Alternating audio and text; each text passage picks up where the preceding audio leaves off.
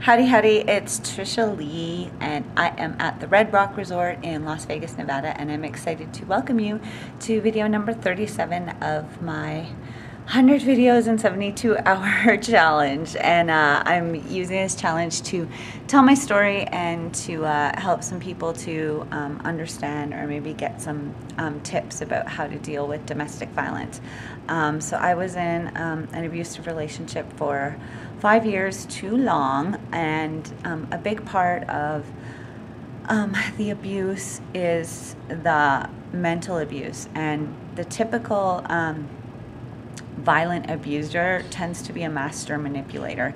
And I've talked in some of the other videos about how your mind is manipulated. It's kind of like a brainwashing that happens where you're told over and over again these vile and disgusting things about yourself to the point where you start to believe it. And I discussed in another video how my abusive spouse would put me up on a pedestal so that he could knock me down. And he was actually very, very complimentary to me, except for during the violent episodes. And of course, like I think we all that have gone through and survived this situation all had the experience of being in love and being told that I want to change, it'll never happen again, I'm so sorry. I actually had some really strange experiences where my abuser was like, I didn't do it, that like I had like fat lip, and he's like, I didn't do that. I'm like, what? Like, what do you mean you didn't do that?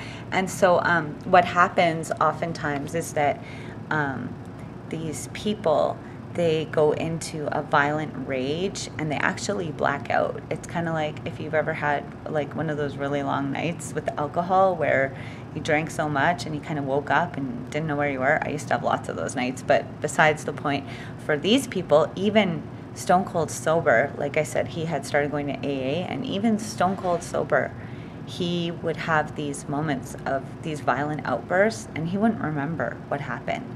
So there was some kind of blackout mechanism where the rage was so powerful that the subconscious behavior took over, and he was totally, there was no conscious awareness of what had happened.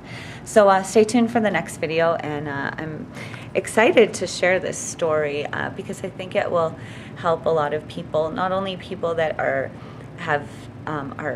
dealing with domestic violence in their own lives, but for people on the outside that are looking in, trying to understand, like, why does she stay? Like, why don't you just leave? Like, duh. Like, it seems very simple. However, with the manipulation that goes on, it's quite complicated. So stay tuned for the next video.